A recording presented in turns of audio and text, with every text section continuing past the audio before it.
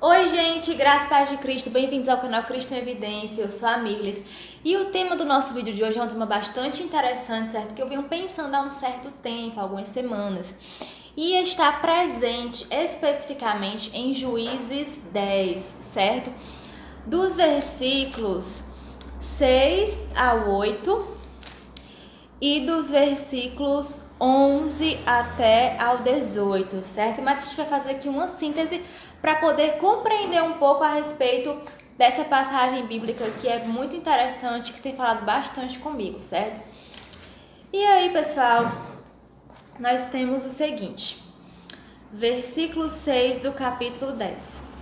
Tornaram os filhos de Israel a fazer o que era mal perante o Senhor e serviram aos Baalins e a Astarote e aos deuses da Síria e aos de Sidom, de Moabe, dos filhos de Amon e dos filisteus. Deixaram o Senhor e não o serviram. Acendeu-se a ira do Senhor contra Israel e entregou-os nas mãos dos filisteus e nas mãos dos filhos de Amon, os quais nesse mesmo ano vexaram e oprimiram os filhos de Israel por 18 anos. Oprimiram a todos os filhos de Israel que estavam da além do Jordão, na terra dos amorreus, que está em Gileade. E os filhos de Amon passaram do Jordão para pelejar contra Judá e contra Benjamim e contra a casa de Efraim, de maneira que Israel ficou muito angustiado. Porém, o Senhor disse aos filhos de Israel: quando os egípcios e os amorreus e os filhos de Amon e os filisteus e os sidônios, amalequitas, maonitas vos oprimiam e vós clamáveis a mim, não vos livrei das suas mãos? Contudo, vós me deixastes a mim e servistes a outros deuses, pelo que não vos livrarei mais. Ide e clamai aos deuses que escolhestes, eles que vos livrem no tempo do vosso aperto. Mas os filhos de Israel disseram ao Senhor: temos pecado, faze-nos tudo quanto te parecer bem, porém livra-nos ainda esta vez, te rogamos. E aí, pessoal, no decorrer desse capítulo, nós vamos ver que Deus realmente só livrou o povo quando houve profundo arrependimento. Mas para que nós possamos fazer a análise desse capítulo 10 de Juízes, é interessante dizer que antes do povo de Israel se voltar para a adoração a falsos deuses, levantaram-se dois grandes juízes, Tola e Jair, certo? Sendo que Tola julgou Israel por 23 anos e Jair julgou por 22 anos. E esses dois juízes eram juízes íntegros, certo? E quando eles estavam julgando a Israel, liderando Israel política e militarmente, o povo de Israel realmente estava adorando ao Senhor. Porém, quando Jair morreu, o povo se voltou para as velhas práticas, para o paganismo, passando a adorar a deuses falsos como Astarote, Azerá, Baal, Mamon, Moloque e outros diversos deuses da cultura pagã da época, certo? E o que me chama bastante a atenção é que quando o povo estava sendo oprimido por pessoas estrangeiras, no caso aqui, ele fala que são os filhos de Amon se levantaram contra Israel. Deus fala assim: olha, vocês pecaram contra mim, vocês infringiram as minhas leis, e por isso eu não voltarei o meu rosto para vocês. Procurem os deuses que vocês escolheram, para que eles vos livrem. Olha só, Deus está dizendo para o povo: eu só vou livrar vocês se realmente houver arrependimento. E é interessante dizer que nós podemos aplicar isso hoje para a nossa vida. É interessante que muita gente, quando está passando por pendenga, por perrengue, por dificuldades, por problemas, só lembram do Senhor nessas horas. Mas enquanto estão pecando, enquanto estão se prostituindo, enquanto estão bebendo, enquanto estão mentindo, enquanto estão em conversas falaciosas, mentirosas, envolvidas com ideologias que desagradam a palavra de Deus, essas pessoas estão muito felizes, entre aspas, Mas aí quando vem a dificuldade, quando vem o problema, Senhor, me ajude, E não é bem assim. Nós não podemos procurar o Senhor somente no momento da tribulação, Porque isso seria o quê? Seria iniquidade. Seria uma premeditação, seria um pecado doloso. Não, vou fazer isso aqui, mas quando eu tiver no aperto, eu corro para Jesus. E não é assim que deve ser. Nós realmente devemos estar em uma linha correta com Deus. Devemos viver as suas leis, a sua palavra, certo? Porque nós, como cristãos, não podemos viver dessa forma libertina, dessa forma que desagrada a palavra de Deus, mas de uma forma que glorifique a Deus. E nós não podemos viver de forma inútil, nós não podemos viver de forma medíocre, de forma apenas a dizer que é cristão e não fazer algo de relevante para a sociedade. Porque o cristão autêntico, pessoal, o cristão genuíno, ele realmente busca viver uma vida santificada e uma vida que transforma outras pessoas, outras vidas. Porque se nós formos estudar a história da igreja, nós vamos ver que as pessoas que mudaram nações, que mudaram situações, que foram responsáveis por mudanças políticas, sociais, educacionais, eram pessoas, na maioria das vezes, eram cristãos que realmente viviam o avivamento de Deus. E é muito interessante tocar nesse ponto. E aí é interessante também que eu quero destacar com vocês o seguinte questionamento: a quem nós temos servido, certo? Em Mateus 6, versículo 21, Jesus ele vai nos dizer a seguinte frase: onde estiver o seu tesouro, ali estará o seu coração. Então, se você deposita a sua confiança nos bens materiais, significa dizer que o seu coração está ali. Se você deposita a sua confiança em uma pessoa, em um governante, se você deposita a sua confiança em uma ideologia, significa que o seu coração está ali. E como cristãos, nós temos que depositar o nosso coração no Senhor, para que a nossa confiança esteja nele.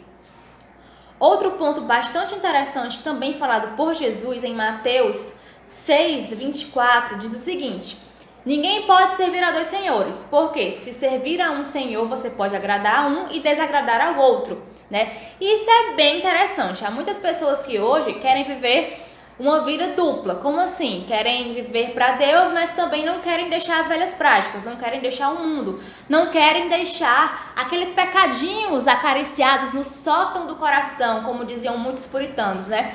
Isso é muito perigoso, isso é muito complicado, porque quando a pessoa que se diz cristã vive uma vida dupla, querendo viver para Deus e para o mundo, ela não serve a ninguém praticamente, porque ela está em cima do muro, né? E quando esse alguém está em cima do muro, significa dizer que ele já pertence ao lado oposto, significa dizer que ele já pertence ao lado do inimigo. E nós temos que tomar bastante cuidado. É necessário tomar uma posição, é necessário realmente parar, pensar e centrar a ideia no Evangelho de Cristo, né? Nós não podemos achar que porque Deus é gracioso e misericordioso, tudo vai acontecer bem e aí não tem problema se eu pecar porque Deus é bom demais. Não é bem assim. É como Deus diz aqui em Juízes 10, procurem os deuses de vocês para resolver os problemas de vocês. Não me procurem porque vocês me abandonaram há muito tempo. Então, do mesmo jeito, nós temos hoje muitas pessoas, né, dentro da igreja, principalmente pessoas que se dizem cristãs, adorando outros tipos de deuses, que não é o Deus do cristianismo, que não é o Deus da Bíblia. E nós temos que tomar bastante cuidado com isso. E aí, o apóstolo Paulo vai nos dizer em 2 Coríntios 4:4 que o Deus deste século cegou o entendimento dos homens. E quem é o Deus deste século? É o próprio diabo. E muitas vezes, pessoal, o diabo, ele cega o entendimento das pessoas e elas se tornam insensíveis ao pecado. O escritor John Bunyan, né, um puritano batista do século 17, ele escreveu no livro A Guerra Santa, tratando sobre uma cidade chamada de Alma Humana, que o cristão, ele é uma cidade chamada Alma Humana, e ele tem 5 portões: os olhos, né, os ouvidos, o nariz, a boca e os sentidos. E é interessante que ele fala assim: olha, é necessário guardar bem esses 5 portões, porque o diabo, ele tem um estrategista para tentar atacar cada área do seu sentido, dos seus órgãos do sentido. Então, como cristãos, nós temos que buscar viver uma vida de vigilância e sempre estar atentos, porque quando o diabo cega o entendimento de uma pessoa, essa pessoa se torna totalmente insensível para o pecado. A mente dela fica cauterizada. Então, para ela, o que ela faz de errado ou de certo não importa. Ela só pensa apenas em pecar premeditadamente e achar que Deus vai livrar ela na hora do perrengue. E não é bem assim, né? É como Deus vai dizer assim: procurem os ídolos de vocês. E esses deuses falsos são deuses que iludem, são deuses que cegam. São deuses que têm olhos, mas não veem. Tem ouvidos, mas não ouvem, tem boca, mas não falam, tem nariz, não cheiram, tem mãos, mas não apalpam, como diz o Salmo 115. E é interessante dizer que isso não se refere apenas à imagem de escultura, mas pode se referir a qualquer outra coisa que tome o lugar de Deus no seu coração. Por exemplo, muitas pessoas hoje se deixam dominar pelo celular, pelas redes sociais, e aquilo domina o coração e a mente das pessoas de tal forma que elas depositam a confiança delas numa autoafirmação passageira, efêmera, de querer ser bem aceito, de querer estar em contato com o mundo, e não é bem assim, né? Nós temos que realmente buscar transformar por meio das redes sociais, por meio do celular, por meio da internet, e não se deixar influenciar por esse tipo de propaganda, por esse tipo de rede, né, por esse tipo de influência, mas sim influenciar pessoas e não ser pessoas influenciáveis pelo mundo, certo? E para finalizar, pessoal, quero frisar aqui o Salmo 24. Quem é o Deus que nós servimos? Nós servimos ao Deus da glória, ao Rei da glória, ao Senhor dos exércitos. E como a palavra de Deus diz, né, em Deuteronômio, antes do Senhor não se formou outro Deus, antes do Senhor não houve Deus, porque Deus sempre existiu, né? E depois do Senhor também não haverá outro Deus, porque o nosso Deus é o Deus eterno. E que hoje nós possamos ter a consciência de estar firmados na rocha segura e firme, na rocha que está debaixo dos nossos pés, como diz o Piper. E é nessa rocha que nós devemos depositar a nossa confiança, né? Devemos estar firmados na rocha da história, na rocha que governa as nossas vidas, para que nós possamos ser fiéis a Deus não só nos momentos difíceis, mas também nos momentos bons, nos momentos de fartura, nos momentos de alegria, nos momentos de felicidade. Porque a fidelidade ao Senhor é algo progressivo, é algo gradativo. Nós não podemos viver uma vida dupla e depois querer buscar resolver os nossos conflitos no Senhor, porque Deus vai dizer a mesma coisa: procurem os deuses de vocês. Mas ao invés disso, estejam sempre firmados, para que o Senhor possa sempre abençoar você com ricas bênçãos, tá bom? E essas bênçãos não são apenas bênçãos materiais, mas principalmente, e o melhor de tudo, bênçãos espirituais, tá certo? Muito obrigada por ter visto esse vídeo até o final, que Deus te abençoe. Se inscreva no meu canal, deixa o seu like, tá bom? E até a próxima, se Deus quiser. Tchau, tchau!